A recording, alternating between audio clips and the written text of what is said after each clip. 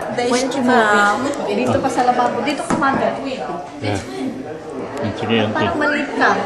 My kids and I wish you the best of health and abundant blessings to your family and kids. I love you, sis. Take care of yourself. Yeah, Dylan. Hello, Auntie. Happy birthday. Ako, bumakbagat ka na, pero beauty ka pa rin siguro. From all of us, sa side ni Lola, my cousins, my aunties, we miss you.